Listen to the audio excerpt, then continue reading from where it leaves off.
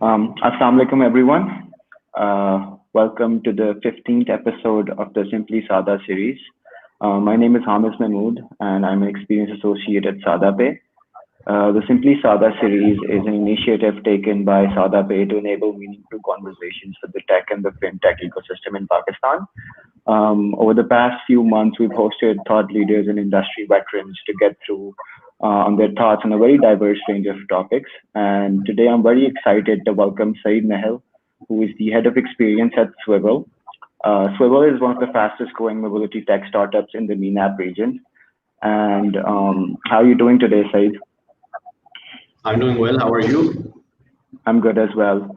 I think we'll get started with a little bit of your own background and experience. And if you could tell us a little bit about how you ended up joining Swvl. Definitely. Hi guys, hi everyone. Saeed here. Pakistan is kind of new to me, right? So I've lived majority of my life in Canada. I grew up there, studied there, did university, and then started working there. So the role I was in over there was at Procter and Gamble. So I was looking after the customer supply chain experience and obviously operations for Walmart Canada. So they were one of the biggest customers that I had on the laundry care business, and then 2 years back, I decided, let's go back to Pakistan, let's explore the e-com space. And so I ended up joining Daraz, where I was looking after a lot of the customer side initiatives, such as cancellation, success rates, return policies. So leading that globally across the 5 markets. At the same time, Swvl was kind of starting up their expansion plans within Pakistan. So before that, we were in Cairo, and then we went to Nairobi, and then we decided, Pakistan is the right market to launch and scale before we move on to other markets. So then we started operations here in about August, and they reached out to me in around November. And so we got the hiring process started. And one thing that really excited me was building things from scratch, right? So at Swvl, we're all problem solvers. We want to be able to take this company to greater heights, much bigger heights, and we want to scale really, really quickly. So that's something that, really, really excited me. I was really passionate about building the whole foundation here at Swvl for experience ops. And so I've been here for the past 10 months. It's been one hell of a journey. I'm sure it has been. So as all of you know, our topic for today is the role of customer experience in building a brand. And I think to get started on that, we'll just dive right into it. So the first question I have for you is, what do you think marketing alone in itself as a function isn't enough to create a brand that people, grow to love or, sort of are attracted to? So I wouldn't say, I would say no. So marketing, first of all, is not the only function that, you can rely on to go out there, manage your PR sentiment, understand what the sentiments are. You need to have a very robust, you need to have a very strong and agile experience support for your customers as well, right? So whether that is looking at reliability, making sure that the bus gets there on time, making sure that your operations work smoothly, the customers have a contact place that they can reach out to regarding their problems. You need to have all of that, right? And what it does is it fuels innovation from the bottom up. So it brings in ideas that you have never thought of, right? So in a tech company, one thing that we always go back and forth on is on the product side and the marketing side, and we say, like, these are the things that you need to launch. But if they don't have that visibility from the customer side, then they can't really do much, right? So they will go around, they'll do their market research, they'll see what the competition is doing, and they'll try to base the campaigns around that. But when you actually have a good customer experience function within your company, you try to understand what are the problems that your captains are facing, what are the problems your customers are facing. And when you solve for those problems from the ground level up, and that's where you innovate, and that's where you are able to really drive that synergy between marketing and experience together. Yeah, definitely. So you think customer experience and branding are something that go hand in hand, right? Definitely. Yeah. Okay. And just to sort of dive deeper into that, do you think in the current state of the world, as I would put it, not even just, in the context of COVID, but generally within this mid-stage 21st century era, where we're so sort of encompassed by, technological advancements, do you think the customers now have more power than they've ever had before? And if you agree with that statement, could you elaborate on why you think that?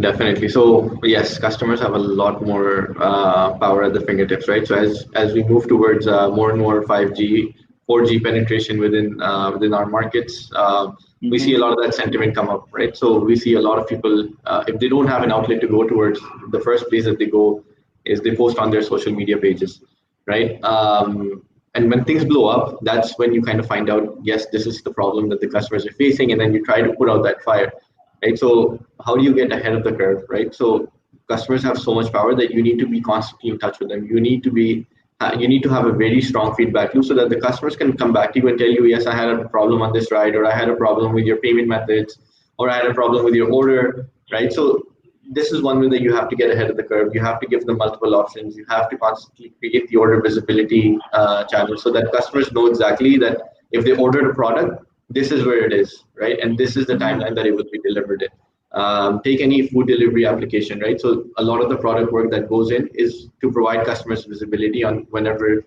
they've placed an order, they're getting on a service, just so that they have the visibility and they can actually reach out to you versus having a really poor experience and then going on social media and then just destroying the brand image as well. Yeah, definitely. And do you think there's been a general shift in terms of the customer's perspective of, being more attracted to or being more heavily influenced by the customer experience rather than by the marketing strategies? So I would say both of them have a very good weighted average, right? So obviously you want to see marketing play a huge role. You want to see, the big ads. You want to be able to see them. You want to be able to relate to things on the road, right?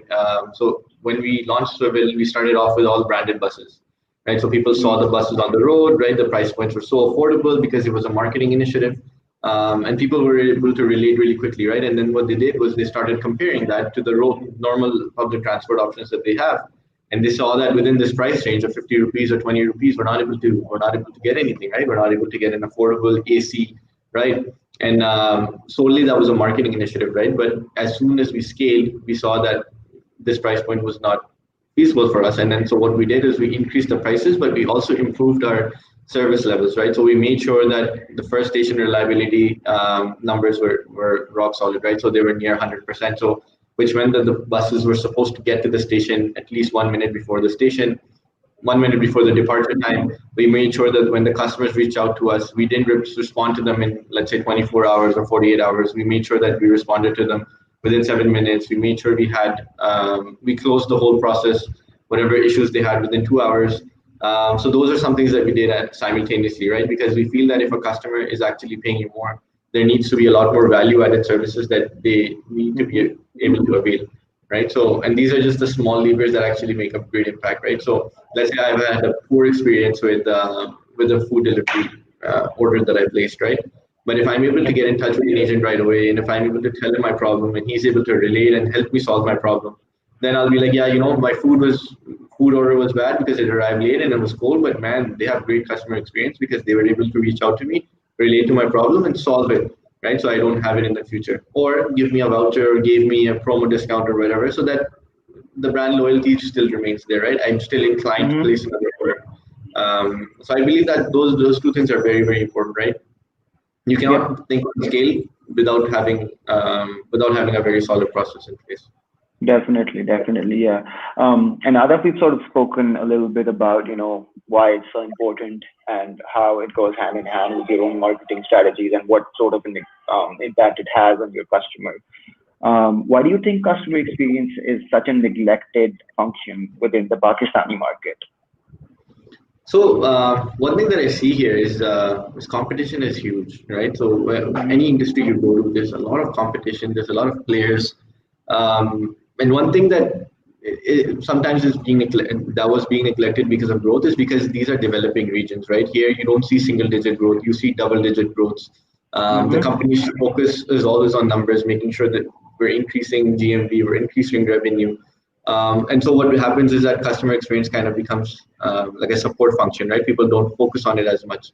It should be the other way around, right? So if you offer great customer service experience, not only will you have that customer for a lifetime, you'll be able to earn a lot more from that customer versus somebody else, right? And a lot of these SaaS companies that we're seeing these days now, they revolve around the same process, right? They make sure that they have one sign up, and that sign up serves them for lifetime, and then Yeah. over the course of a period. If they recommend to different people, then word of mouth travels, and right there you've converted $100 into $1,000 without any marketing spend, Mm-hmm. right? So the approach is not there. I believe it's still a developing market, right? And these are some things that we will continue to see more and more of.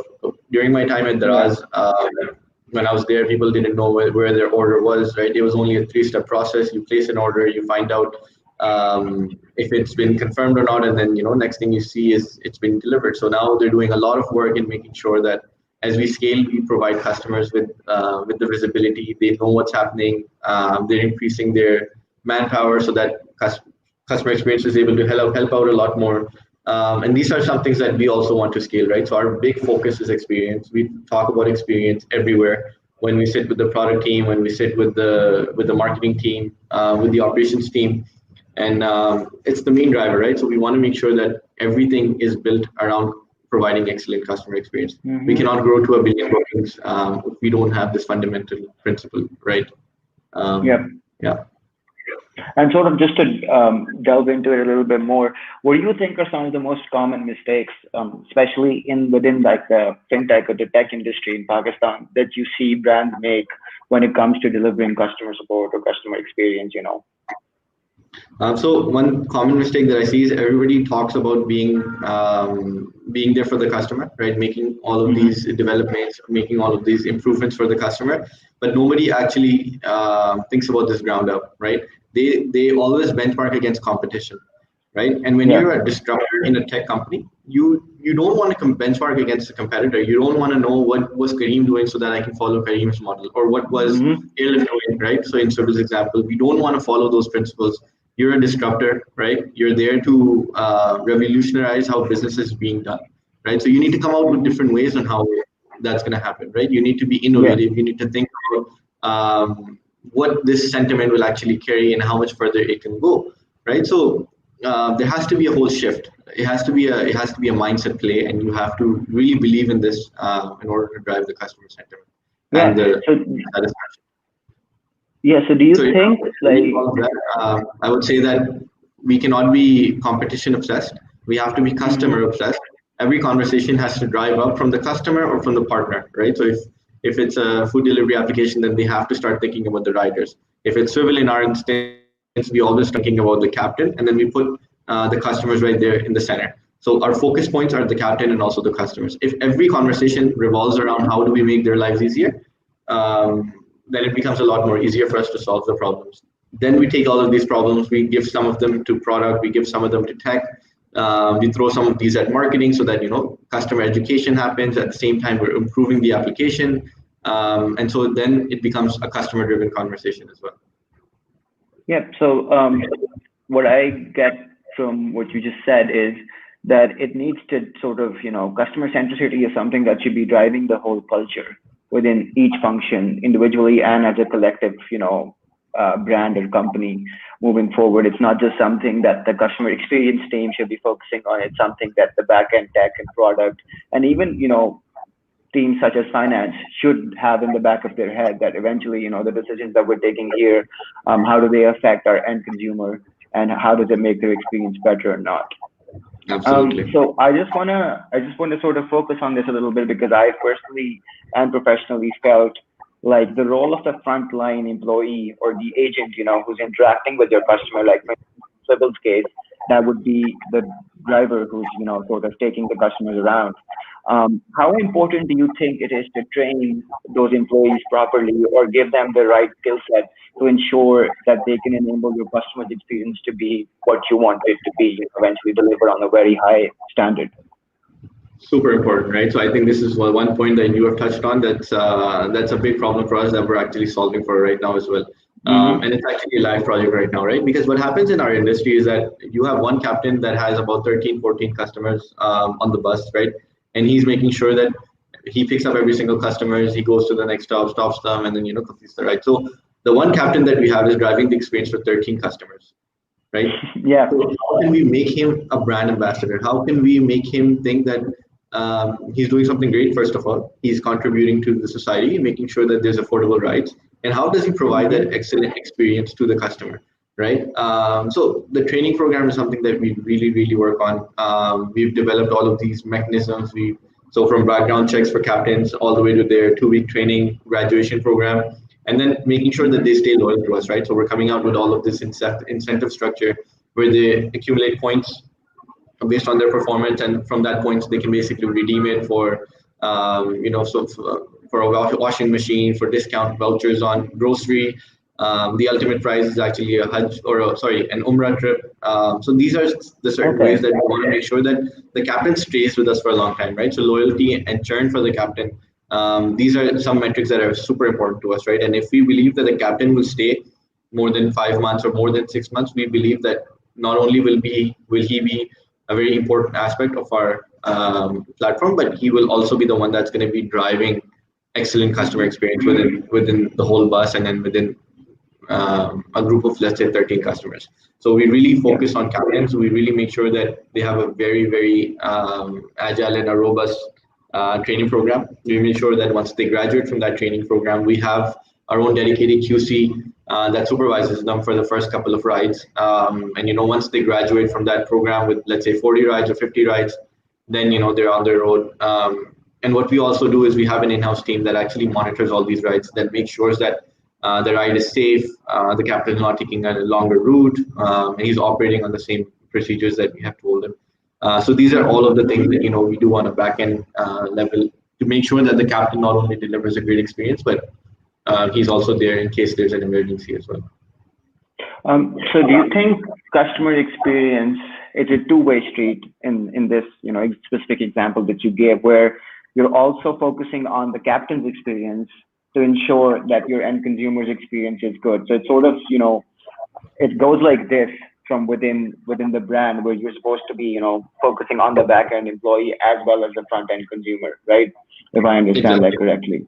Yeah. Exactly. So, a quick example that I want to give of that is, if you're happy with your company, only then you will be able to perform, and only then you will be able to deliver your results, right? So if we don't take care of the captains, right, they will never take care of our customers, right? So what we want to do is we want to make sure that, first of all, they're trained, they know how to use the app, right? Then we want to make sure that they stay with us for a long time, right? Because we want to make sure that it's profitable enough for them.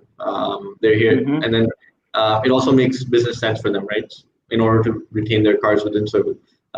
So a lot of work goes behind the scenes on captains. Then we have support teams that help the captains.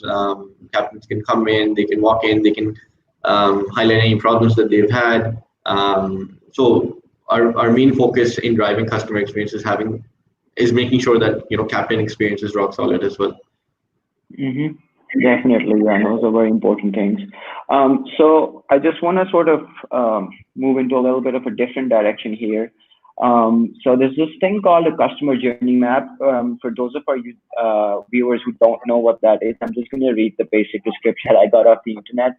So a customer journey map is a visual representation of the customer journey. It's also referred to as the buyer's journey or the user's journey, and it helps a brand tell the story of their customer experience with their brand through all touch points. So the question I had for you is, how important do you think it is to have a thoroughly planned out and well-detailed customer journey map? And is that something that contributes towards executing the brand's marketing campaigns in a better way as well? Super important. That's one thing that so we look at COVID as a big blessing for us, right? Because before COVID, we were just scaling, and when growth comes in, the process kind of gets derailed, right? You don't think about the process as much, and you just quickly think about how can I make this scalable, and how can I just achieve all of these bookings and make sure that my customer experience doesn't blow up too much. So when COVID came, it was a good step for us to take back and think about what are we offering our customers, right? So we went back, we revisited all the waivers policy. So right, what happens when a customer misses a ride for the first time, he doesn't know, and he has a negative balance. So we went very granular, right? So we understood what are the pain points of the customers, what are some things that the product team can help us, and then what we also did is, from a waiver standpoint, we try to understand if a captain doesn't add change to the customer's wallet, then what are we supposed to do? And what we did was we came out with, I think, 110 dispositions that the customers can actually have as a problem. Not only did we create a whole process map tree on what is going to happen if this problem arises, but we also assigned KPIs to them, right? So We know that Mm-hmm. the care team that is here, we know what the care, what the SLAs are for them as well, right? And we have Mm-hmm. clear understanding of what the SLAs are, right? So we know that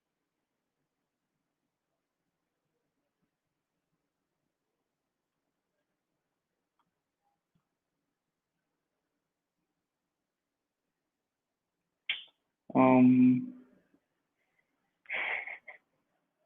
I'm sorry, guys. I think we've lost Saeed for the moment.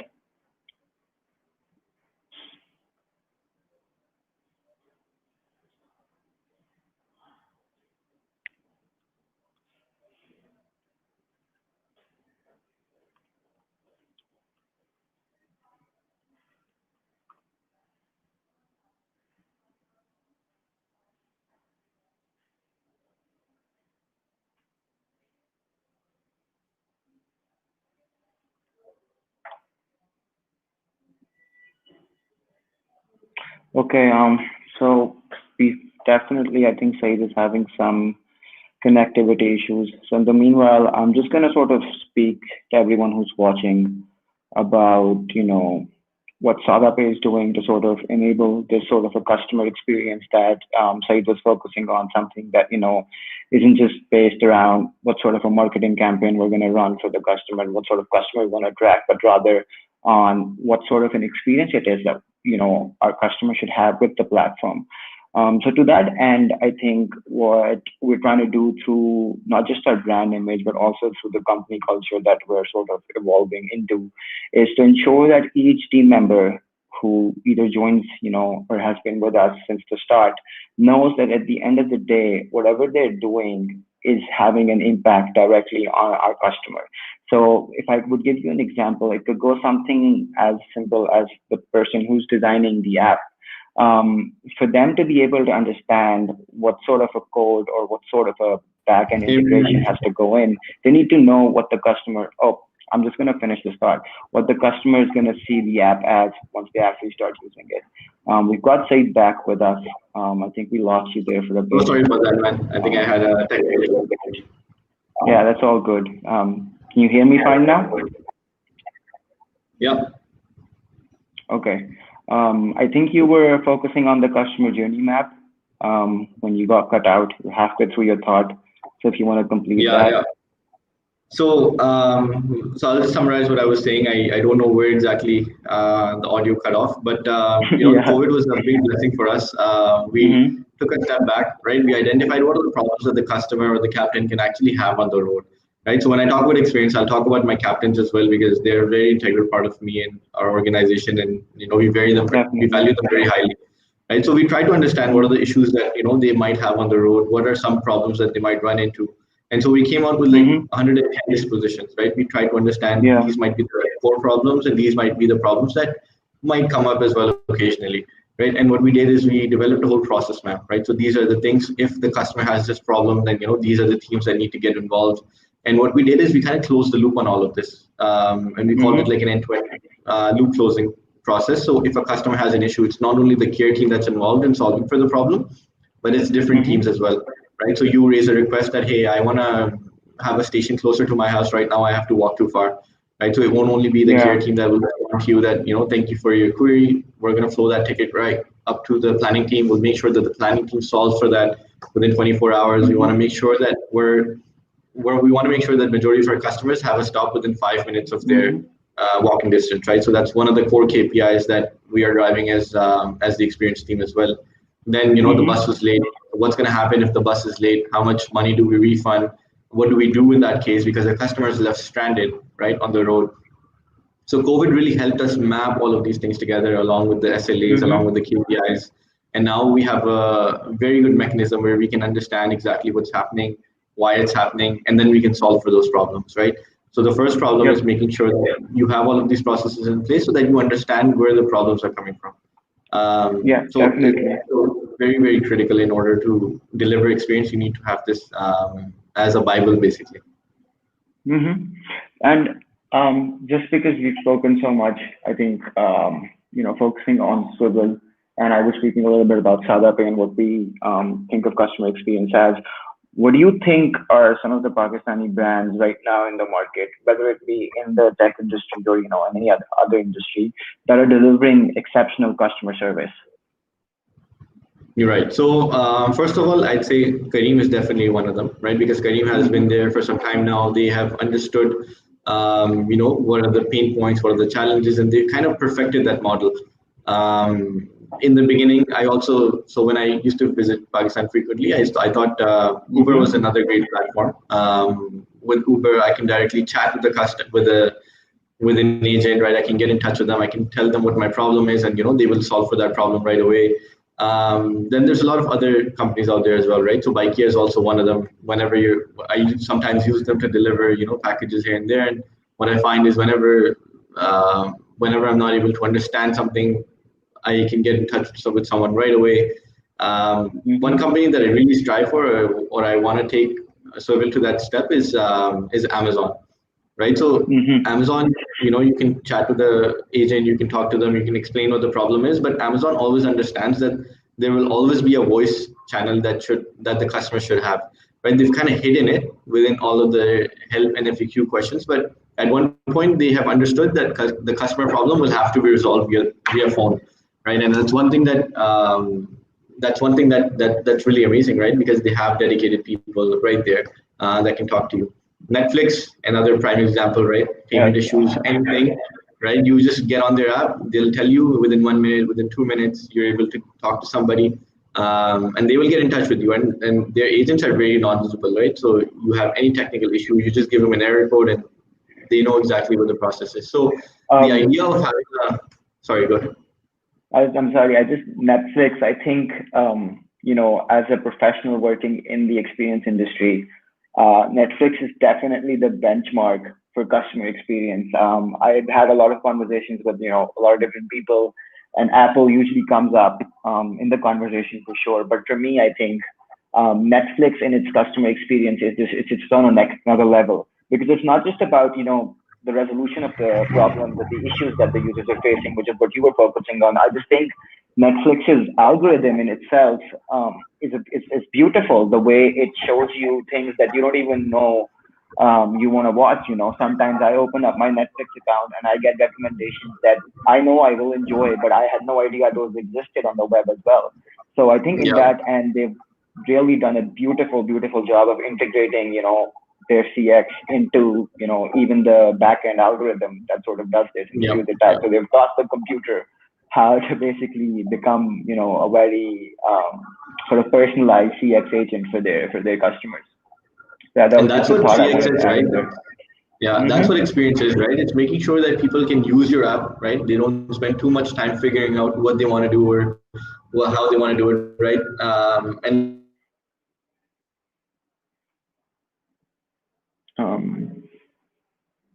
we're losing him again.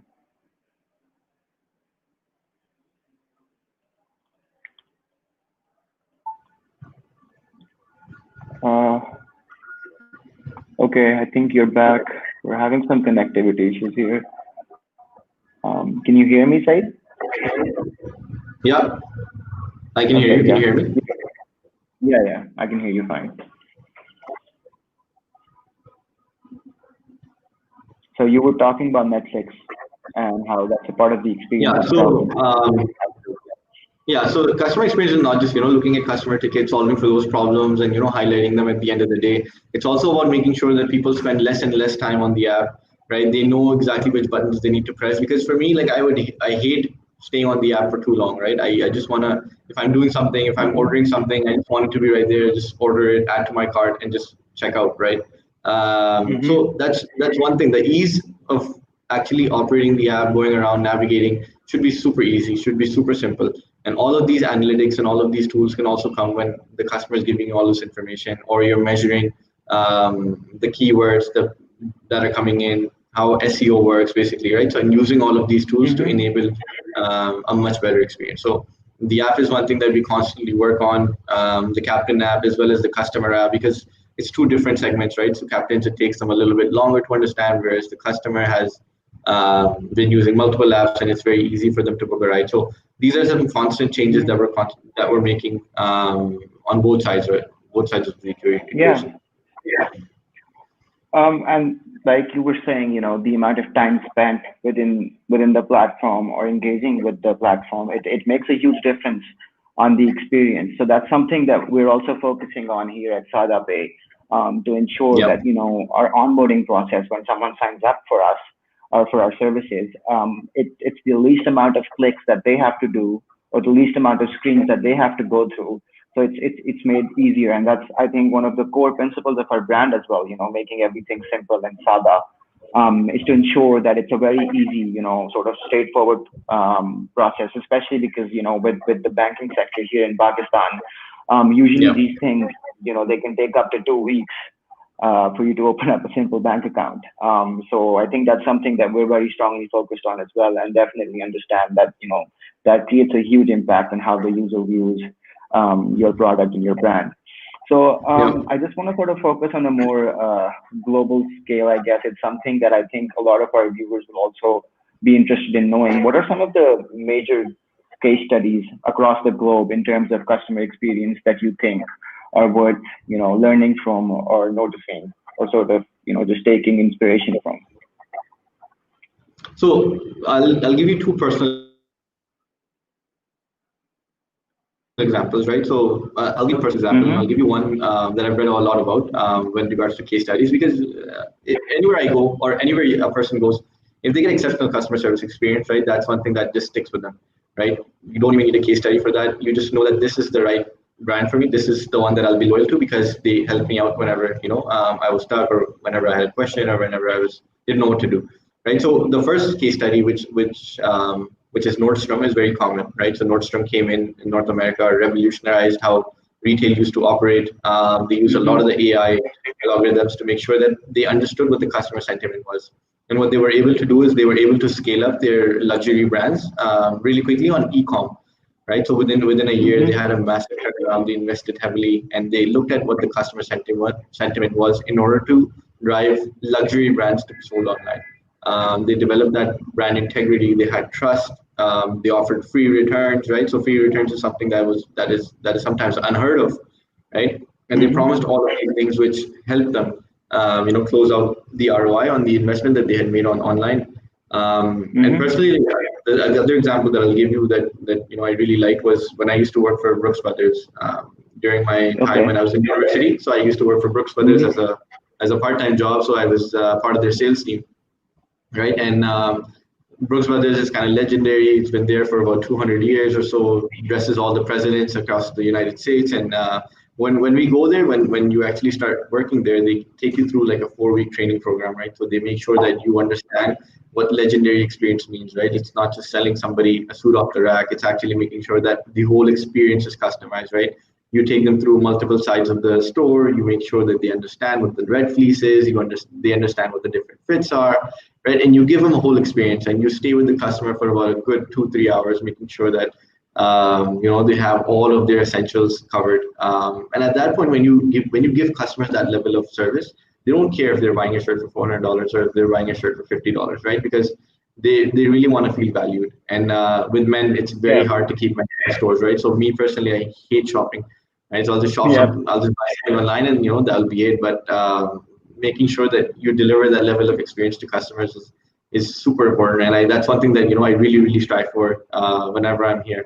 The other example I'll give you is during my time at Procter and Gamble. So we were looking at Walmart as an account, and one of my sales director, she always used to say every role is a selling role. So I was in supply chain, but that mentality was engraved in us, right? So that mindset came from Mm-hmm. her as a leader, and she's like, I don't care if you're supply chain, you're making sure we're shipping more cases. If we're sales, we're making sure we have excellent relationships with our clients, so that Mm-hmm. they are able to buy more from us.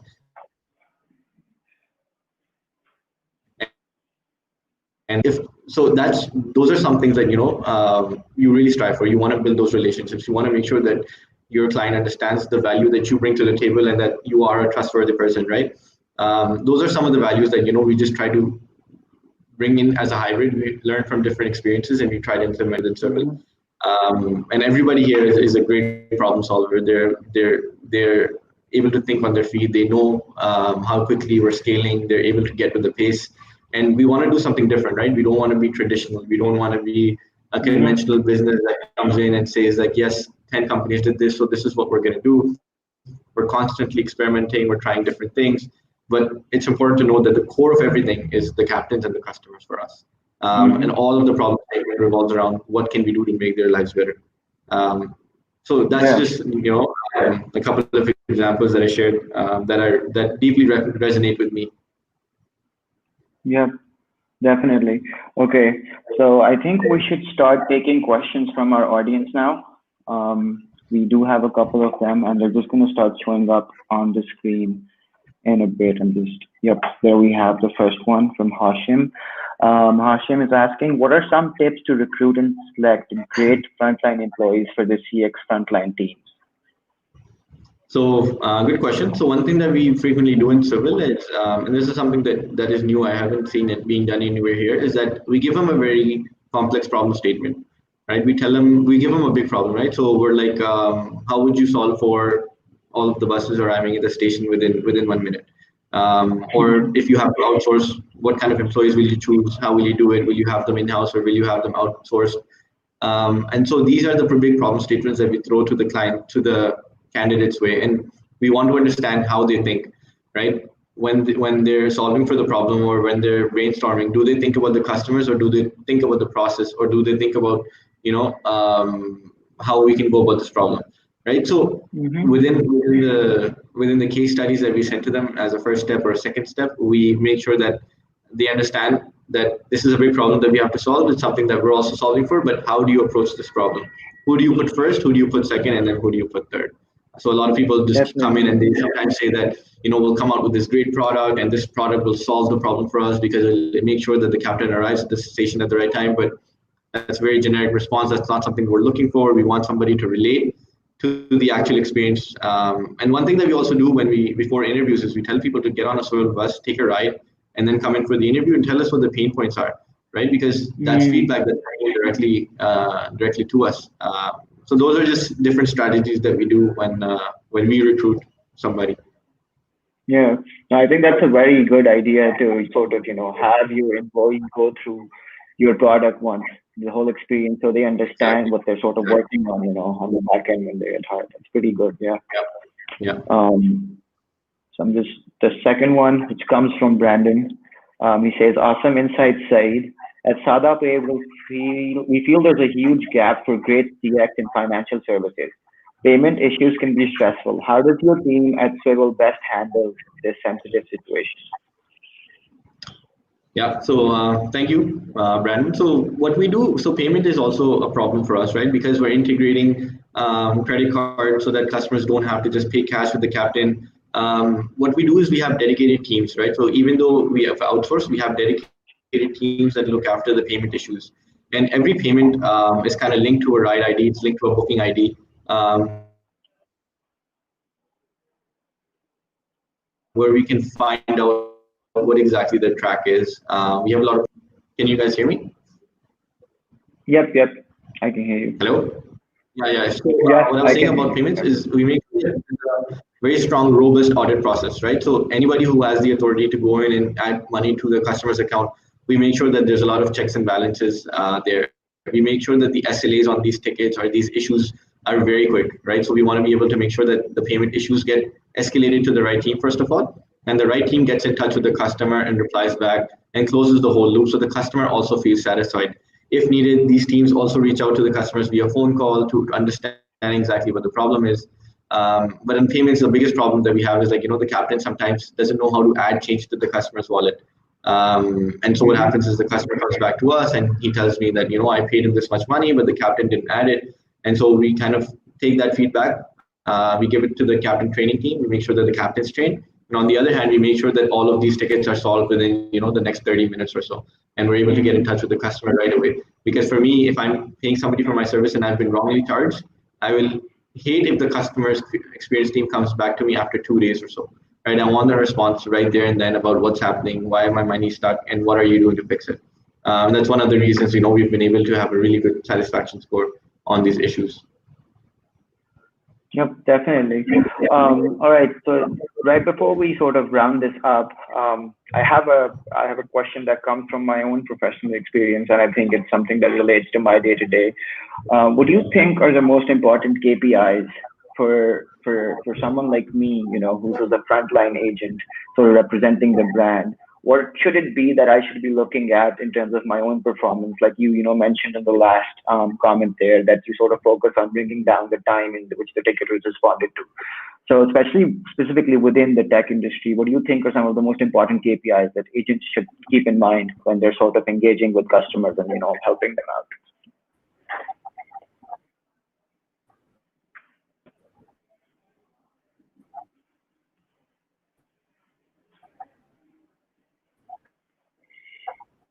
Um, I'm sorry, guys. I think Saeed is having some connectivity issues again. We'll just wait for a bit here. He seems to be frozen.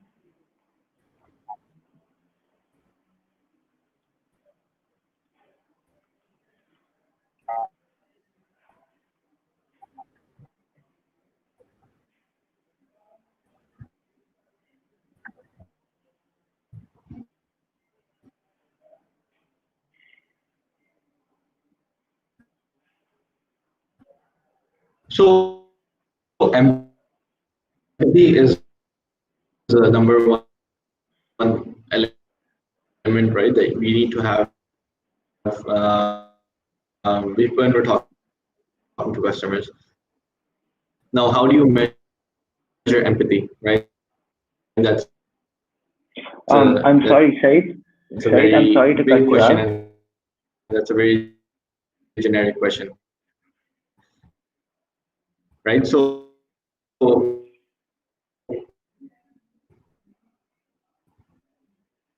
you need to be able to talk to.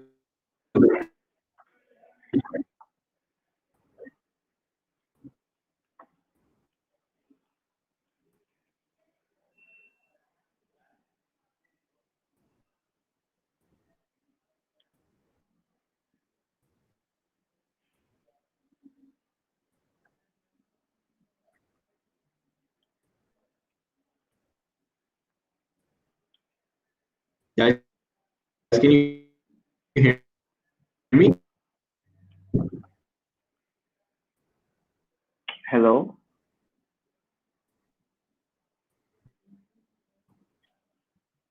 Can you hear me? You're breaking up a lot, Saeed.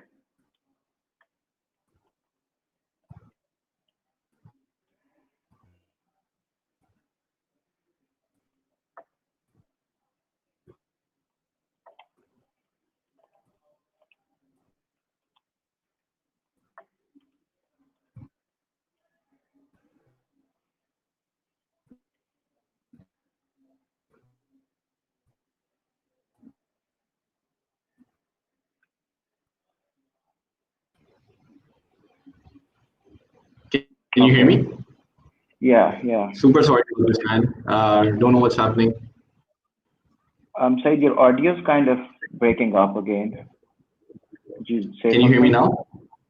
Yeah, yeah. This is fine. Okay. Yeah. So if you Super just want sorry to about sort this, of, man. yeah, that's all right. That's all right. No worries. If you just want to wrap up on that note, I think the last I heard where you were talking about empathy, and then you sort of Yeah. just So cut out. as a frontline experience driver, what are some things that you really need to have, right? So first of all, you need to be empathetic with the customer, right? There can never Mm-hmm. be an instance where you actually blow up, you take out a frustration, right? The second one is you need to have a problem solving mindset, right? You need to be able to step into the customer's shoes right away. You need to be able to understand what's happening without there being too much back and forth, right? And this is something that we call like first resolution, right? So how many times do you solve a customer's problem right there and then without having to talk to them or without having to have too many interactions over email or through on the app? So that's one thing, right? It's okay to ask them for additional information, but you want to make sure that 80-90% of the time you're solving the customer's issues right there and then as soon as the ticket comes in. The next one is CSAT and NPS. These are all qualitative scores, and these are super important, right? You do an NPS survey every 1 month. You take a big chunk of your database, customer database. You send them an NPS survey so that they can give you feedback on how the company's performance has been. What do they like? Will they promote this to somebody else or not? And then the other one is a little bit more transactional, which is a CSAT score. A CSAT score gives you an understanding on, was the issue that the customer brought to your door, was it solved in the right manner? Was it quick? And that all ties into the transactional element. NPS gives you a more high-level visibility on how is your business health, right? Will people promote your business or no? So these are some KPIs that are super important within the tech industry. I'll try to keep it very generic because different models will have different different experiences, right? So yeah, those are some things I think are super important. That's really useful insights. Thank you so much. I think that's about it. We'll be wrapping up now. I hope everyone who's been watching has taken something out of this conversation. And definitely, I've learned a lot more about customer experience, specifically within the Pakistani market, and also, generally speaking, in the broader economy. Thank you so much, Saeed, for joining us. It was a pleasure hosting you. And I just want to wish you best of luck for your project at Swvl. I hope you can achieve what you set out to. Thank you so much. Thank you so much for inviting me and also being here. So I really look forward to us connecting again soon one day on what we did in the past on customer experience and what we're gonna do. Yeah. Definitely. All right. Yeah. Thank you. Goodbye. Yeah. Goodbye. Bye. Allah Hafiz, everyone.